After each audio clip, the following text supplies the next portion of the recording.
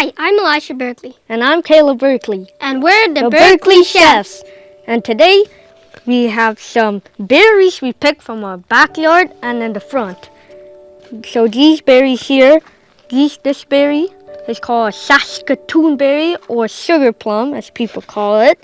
And very known well is raspberries. Wild raspberries. So we got these from our backyard in the front and we see how it tastes. We could taste a raspberry and sugar plum. Raspberry.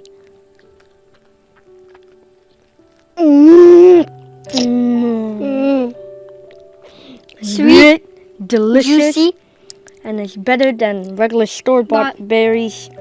So we're gonna taste the sugar plums now, or Saskatoon berry.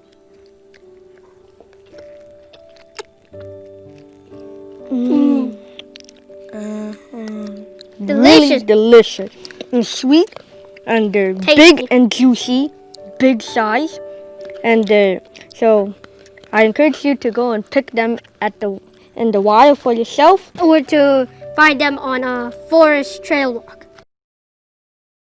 So that's it for today. Don't forget to subscribe, like this video, and comment below about how you like our berry picking. And we see you next time. Bye. Bye.